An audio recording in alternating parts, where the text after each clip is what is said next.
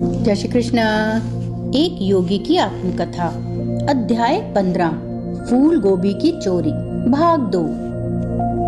इतने अविश्वसनीय ढंग से मेरी गोभी की चोरी हो जाने के कुछ ही दिन बाद एक बड़ी ही विनोदी घटना घटी। मिट्टी के तेल का एक कंदील ढूंढने पर भी नहीं मिल रहा था। अपने गुरु की सर्वदर्शी अंतर्दृष्टि का हाल ही में परिचय मिलने से मैंने सोचा कि वे प्रदर्शित कर देंगे कि उस कंदील को ढूंढना उनके लिए बच्चों का खेल है। गुरुदेव मेरे मन की बात ताड़ गए। अति गंभीरता का दिखावा करते हुए उन्होंने सब आश्रम वासियों से पूछताछ की। एक बाल शिष्य ने स्वीकार किया कि उसने पिछवाड़े के आंगन में स्थित कुएं पर जाने के लिए उस कंदील का उपयोग किया था। श्री युक्तेश्वर जी ने गंभीर स्वर में आदेश दिया, उस कंदील को कुएं के पास खोजो। मैं दौड़कर वहां पहुंचा। कंदील कहीं नहीं था। छोटा सा मुंह बनाकर मैं अपने गुरु के पास लौट आया। अब वे मेरी प्रत्याशा धूल में मिलने पर बिना किसी खेद के जोर जोर से हंस रहे थे। अफसोस कि मैं तुम्हें खोए हुए कंदील तक नहीं पहुंचा सका। मैं कोई ज्योतिषी तो हूँ नहीं। उनकी आंखें चमक रही थी और आगे उन्होंने कहा, मैं तो ठीक से शेरलॉक होम्स भी नहीं हूँ। मैं समझ गया कि गुरुदेव किसी के कहने से या तुच्छ बातों में अपनी शक्तियाँ कभी नहीं प्रदर्शित करेंगे। हंसी खुशी कई सप्ताह तेजी से बीत गए। श्री युक्तेश्वर जी का एक नगर संकीर्तन शोभा यात्रा निकालने का विचार था। उन्होंने मुझसे नगर की सड़कों तथा समुद्र तट में शिष्यों की शोभा यात्रा ले जाने के लिए कहा। उत्सव कर्क संक्रांति और दक्षिणाय प्रारंभ का था। उस दिन प्रातः काल से ही भीषण गर्मी थी। गुरुजी, मैं शिष्य मंडली को नंगे पांव उस अंगारों की तरह तप्त रेत पर कैसे ले जा सकूंगा? मैंने हताश होकर पूछा। मैं तुम्हें गुप्त बात बताता हूँ। प्रभु एक मेष छत्र भेज देंगे। तुम सब सुखद वातावरण में चलोगे, गुरुदेव ने कहा। मैंने खुशी खुशी शोभा यात्रा की तैयारी की। हमारा दल आश्रम से सत्संग की पताका लेकर रवाना हुआ। इस पताका की परिकल्पना श्री युक्तेश्वर जी द्वारा तैयार की गई थी, जिस पर तृतीय नेत्र या दिव्य चक्षु का प्रतीक बना हुआ था। जैसे ही हम लोग आश्रम से बाहर निकले, मानो जादू से आकाश मेघाच्छिद हो गया।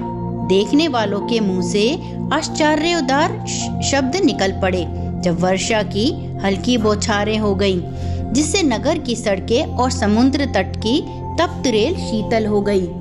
2 घंटों की संकीर्तन यात्रा के दौरान सुबह बूंदें पड़ती रहीं।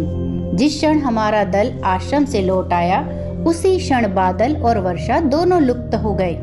गुरुदेव के पास जाकर जब मैंने कृतज्ञता व्यक्त की तो उन्होंने कहा, देखा भगवान हमारा कितना ध्यान रखते हैं। वे सबको प्रति उत्तर देते हैं और सभी का काम करते हैं। जैसे उन्होंने मेरी प्रार्थना पर वर्षा भेज दी, वैसे ही वे किसी भी भक्त की कोई भी सच्ची इच्छा पूर्ण करते हैं।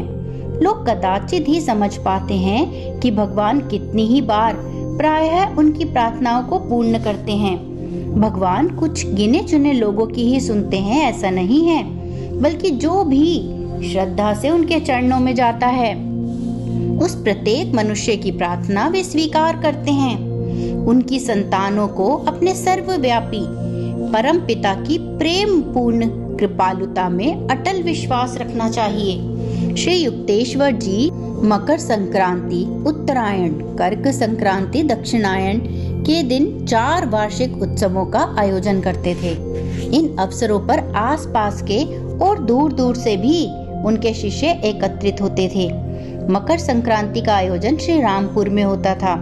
जब मैंने सर्वप्रथम इसमें भाग लिया तो उससे मुझे एक स्थायी कल्याणकारी लाभ हुआ। प्रातः काल सड़कों पर नंगे पांव शोभा यात्रा के साथ उत्सव आरंभ हुआ। सैकड़ों शिष्य मधुर स्वर में भजन कीर्तन कर रहे थे। कुछ वादक बांसुरी और खोल करताल पर उनकी संगत कर रहे थे। हमारी गूंजती हरि नाम स्तुति की ध्वनि को सुनकर नगरजन खुशी से अपने नीरस कर्तव्यों को छोड़कर रास्ते में पुष्प वृष्टि कर रहे थे। उनके रास्तों से घूमते हुए यह शोभा यात्रा आश्रम के आंगन में आकर संपन्न हुई। वहां हम अपने गुरु को चारों ओर से घेरकर नाम गान करते रहे। उस समय ऊपर के बरामदों से कुछ शिष्य हम पर गेंदे के फूल बरसा रहे थे। बहुत से अतिथि आश्रम के ऊपर गए, जहां उन्हें पनीर और संतरे से बनी खीर नुमा मिठाई दी गई। मैं अपने गुरु बंधुओं की ओर चला गया, जो आज रसोइयों का काम कर रहे थे। इतनी बड़ी संख्या में जब लोग आते थे, तब खाना बाहर खुली जगह में ही बड़े बड़े बर्तनों में बनाना पड़ता था। ईंट मिट्टी के चूल्हों में जलने वाली लकड़ियों से धुआं उठ रहा था, जिससे आंखों में पानी आ रहा था। पर हम अपने काम में प्रसन्नता पूर्वक लगे हुए थे। भारत में धार्मिक उत्सवों को कभी कष्टकर नहीं माना जाता। प्रत्येक भक्त अपना अपना योगदान देता है। कोई पैसे देता है, कोई चावल या सब्जियां, अथवा कोई व्यक्तिगत परिश्रम की सेवा अर्पण करता है। भोज की तैयारी, हर छोटी छोटी बात का स्वयं ध्यान रखने के लिए शीघ्र ही गुरुदेव भी हम लोगों के बीच आ पहुँचे। हर क्षण व्यस्त रहते हुए भी वे अत्यंत फुर्तीले युवा शिष्यों के साथ परिश्रम कर रहे थे। ऊपर की मंजिल पर हारमोनियम और खोल की संगत के साथ संकीर्तन चल रहा था। श्री युक्तेश्वर जी कौतुक के साथ उसे सुन रहे थे। उन्हें संगीत का पूर्ण ज्ञान था। वे बेसुरा गा रहे हैं। गुरुदेव रसोइयों को छोड़कर संगीत वालों के बीच पहुंच गए। संगीत की धुन फिर सुनाई दी। इस बार वह सही स्वर ताल में थी। संसार में संगीत विज्ञान की सबसे पहले जानकारी सामदेव में उपलब्ध है। भारत में संगीत, चित्रकला एवं नाट्य कला को दैवी कलाएं माना जाता है। अनादि अनंत त्रिमूर्ति ब्रह्मा, विष्णु और शिव आद्य संगीतकार थे। शास्त्र पुराणों में वर्णन है कि शिव ने अपने नटराज या विराट नर्तक के रूप में ब्रह्मांड की सृष्टि, स्थिति और लय की प्रक्रिया के नृत्य के लय में अनंत प्रकारों को जन्म दिया। ब्रह्मा और विष्णु करताल और मृदंग की ताल पकड़े हुए थे।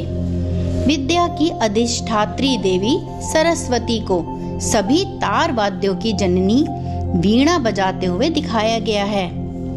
हिंदू चित्रकला में विष्णु के अवतार, एक अवतार श्री कृष्ण को मुरली के साथ चित्रित किया गया है। उस मुरली पर वे माया में भटकती आत्माओं को अपने सच्चे घर में को लौट आने का बुलावा देने वाली धुन को बजाते रहते हैं। राग रागिनियां या सुनिश्चित स्वर क्रम हिंदू संगीत की आधारशिलाएं हैं। 6 मूल रागों की 126 शाखाएं उप शाखाएं हैं, जिन्हें रागिनियां और पुत्र कहते हैं। हर राग के कम से कम 5 स्वर होते हैं, एक मुख्य स्वर और एक अनुवांशिक स्वर, 2 या अधिक सहायक स्वर और एक अनमोल स्वर। 6 रागों में से हर एक राग की दिन के विशिष्ट समय और वर्ष की विशिष्ट ऋतु के साथ प्राकृतिक अनुरूपता है, और हर राग का एक अधिष्ठाता देवता है जो उसे विशिष्ट शक्ति और प्रभाव प्रदान करता है। इस प्रकार एक हिंडोल राग को केवल वसंत ऋतु में उषा काल में सुना जाता है। इससे सर्वव्यापक प्रेम का भाव जागता है।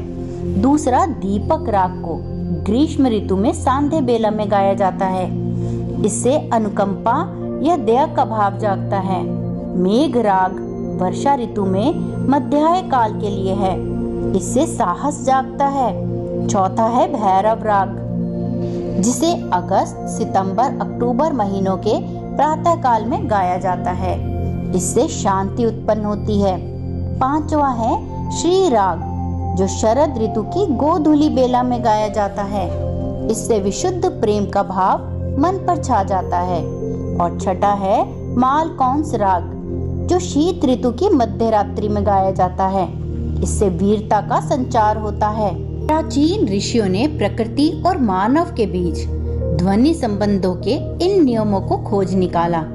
चूंकि प्रकृति नाद ब्रह्म या प्रणव झंकार या ओमकार ध्वनि का घनीभूत रूप है, अतः मनुष्य विशिष्ट मंत्रों के प्रयोग द्वारा सारी प्राकृतिक अभिव्यक्तियों पर नियंत्रण प्राप्त कर सकता है।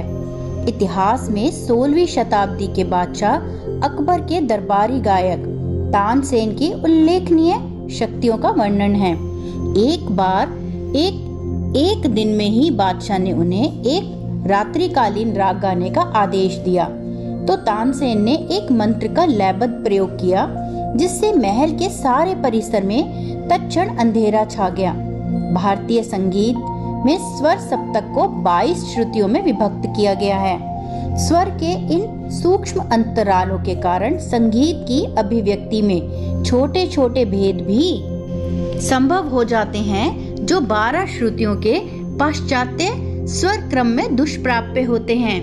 हिंदू पुराणों में सप्तक के 7 मूल स्वरों का एक एक रंग तथा किसी पक्षी या पशु के प्राकृतिक स्वर के साथ संबंध बताया गया है।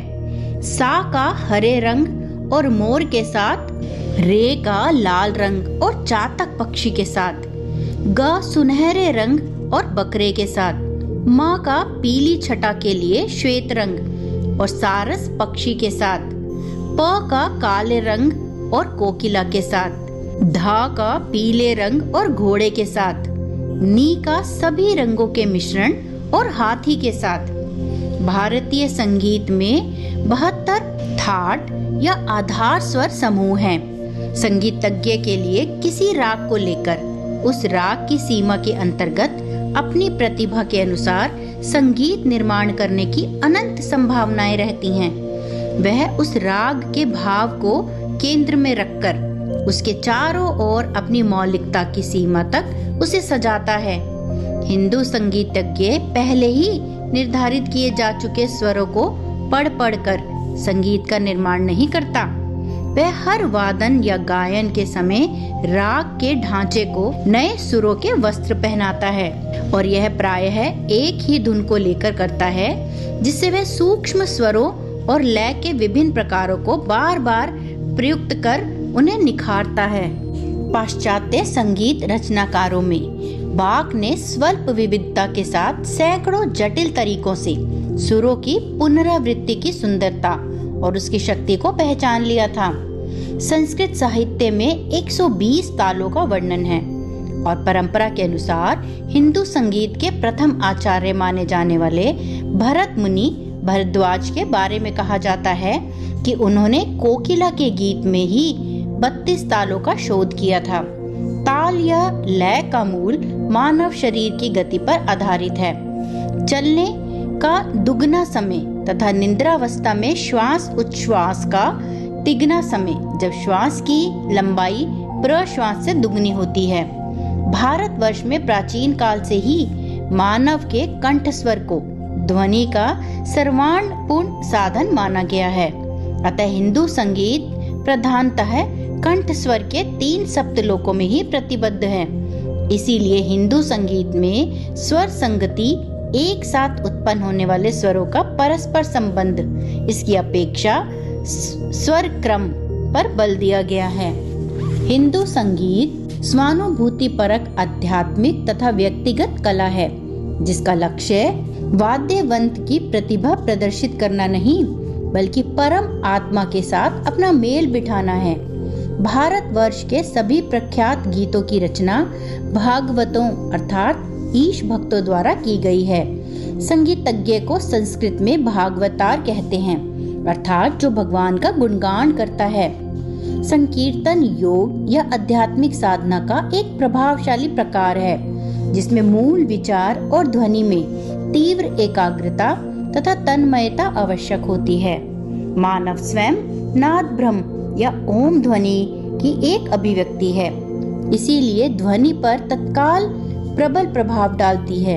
इसीलिए ध्वनि उस पर तत्काल प्रबल प्रभाव डालती है।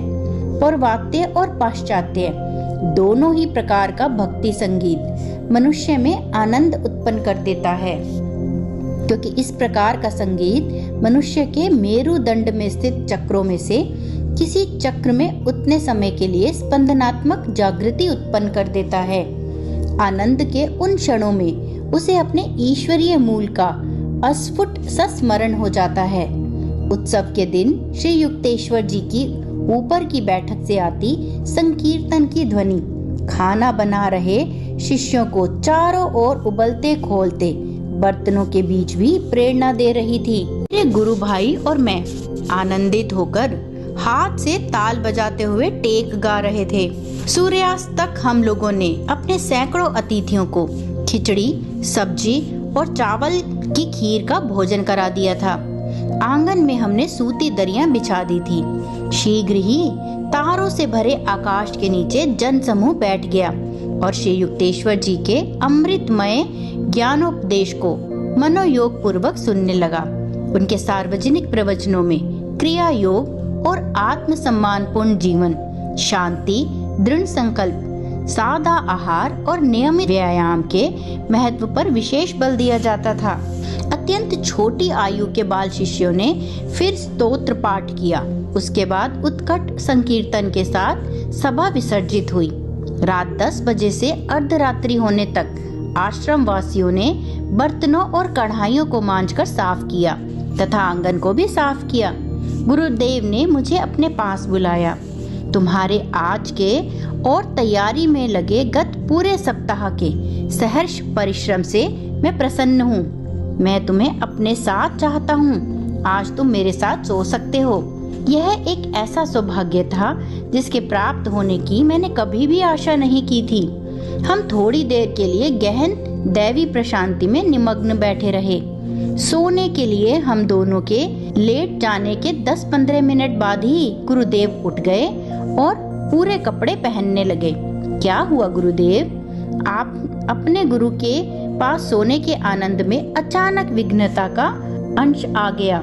मुझे लगता है कि कुछ शिष्य ठीक से गाड़ियां न मिलने के कारण अब कुछ ही समय में यहाँ पहुँचने वाले हैं। चलो हम उनके लिए कुछ भोजन तैयार करके रखें। गुरुजी, रात में 1 बजे कोई नहीं आएगा। तुम सो जाओ। तुमने बड़ा कठिन परिश्रम किया है, पर मैं खाना बनाने जा रहा हूँ। श्री युक्तेश्वर जी का दृढ़ स्वर सुनते ही मैं पलंग से कूद पड़ा और उनके पीछे पीछे ऊपर के ही तल्ले पर अंदर की ओर से बालकनी में लगे रसोई घर में जा पहुंचा। इस छोटे से रसोई घर को हम दैनिक उपयोग में लाते थे। शीघ्र ही चावल और दाल उबर रहे थे। मेरे गुरु स्नेह पूर्वक मुस्कुराए। आज रात तुमने थकान और कठोर परिश्रम के भय को जीत लिया है। भविष्य में इनसे तुम्हें कभी परेशानी नहीं होगी। उनके श्री मुख से आजीवन आशीर्वाद के शब्द निकले ही थे कि आंगन में पग ध्वनि सुनाई पड़ी। मैं दौड़कर नीचे गया और दरवाजा खोला तो शिष्यों का एक दल अंदर प्रविष्ट हुआ। उनमें से एक ने कहा, प्रिय बंधु, इस समय हम गुरुदेव को कष्ट देना बिल्कुल भी नहीं चाहते थे, परंतु गाड़ियों के समय के बारे में हमसे भूल हो गई और हमें लगा कि अपने गुरु के दर्शन किए बिना हम घर नहीं लौट सकते। वे लोग आपकी प्रतीक्षा कर रहे हैं और आपके लिए भोजन भी बना रहे हैं। श्री युक्तेश्वर जी की स्वागत वाणी गूंज उठी। मैं विस्मित अतिथियों को रसोई घर में ले गया। गुरुदेव मेरी ओर मुड़े। उनकी आंखों में चमक नाच रही थी। अब जब तुमने उनसे बातें कर ली हैं तो निश्चय ही तुम्हें तुम्हारे संदेह का निवारण हो गया होगा कि सचमुच उनकी गाड़ी छूट गई थी। आधे घंटे बाद मैं ईश तुल्य गुरु के पास सोने के सौभाग्य की सुखद आशा करता हुआ उनके पीछे पीछे उनके शयन कक्ष में पहुंच गया।